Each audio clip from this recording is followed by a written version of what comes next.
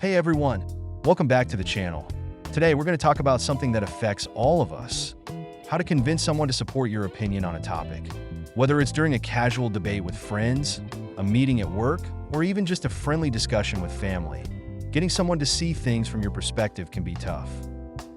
But don't worry, I'm here to help you out with some effective strategies and examples that'll make you a better persuader. So let's get into it. Step 1 is building rapport. This is crucial because people are more likely to be open to your ideas if they feel connected to you. How do you do this? It starts with being genuinely interested in what they think. Ask them questions about their point of view, show empathy, and find common ground before diving into your side of the argument. Let's say you and your friend are discussing whether to take a road trip or fly to a vacation spot. Your friend is all about flying, but you prefer a road trip. Instead of immediately pushing your idea, you could start with something like, I get that flying saves time and might be less tiring, but I also think road trips have their own charm. What do you think about the adventure that comes with it? We get to see all those cool spots along the way. Now, instead of just debating, you've created a conversation that invites them to consider your perspective while showing you respect theirs. Next, let's talk about using facts and logic. While emotions play a big part in persuasion, facts still matter. When you can back up your opinion with solid evidence, it makes your argument much more compelling. But the key here is to present your facts in a way that's easy to digest.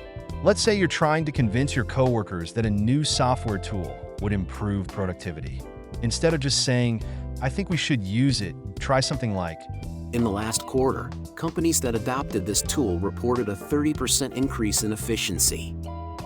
On top of that, the learning curve is short, with most teams fully adapted within a week. You've now given them concrete reasons to support your opinion, making it harder to dismiss. Now, on to one of my favorite tactics, framing your argument in terms of benefits to the other person. People are naturally self-interested, and they're more likely to support your idea if they can see how it benefits them. Let's go back to that road trip versus flying debate. Instead of focusing on why you think a road trip is better, shift the focus to how it benefits your friend. You could say something like, If we drive, you can bring all your gear without worrying about luggage limits, and we could stop at that cool city you've always wanted to visit. Plus, it'll save us a bit of money that we can spend on something fun when we get there. This makes your friend feel like they're gaining something from your idea, which makes them more likely to agree. Next up is the art of storytelling. People relate to stories, and when you can weave your point into a narrative, it becomes much more memorable and persuasive. A good story can create emotional connections, and emotions are powerful motivators. Let's say you're trying to convince your team at work to switch to a more collaborative approach. Instead of just listing benefits, tell a story. At my last job, we tried this collaborative system, and initially, everyone was skeptical. But after a month, the communication improved so much that our project timelines were cut in half. Not only did we finish faster, but the quality of work improved, and the team felt closer because we were working together more. Stories like this give your argument context and help the other person visualize the positive outcomes. Okay, this next one is really important, knowing when to compromise. Sometimes, in order to convince someone, you need to show that you're willing to meet in the middle. It's not about getting them to fully adopt your opinion. It's about finding common ground. Let's go back to the vacation debate. Maybe your friend really doesn't want to drive the whole way, but you can say something like, How about we fly there, but rent a car and drive back? That way, we still get some road trip adventure, but you won't have to deal with the long drive right off the bat. By offering a compromise, you're showing flexibility, which makes the other person more willing to consider your side. So let's do a quick recap of the tactics we've covered today.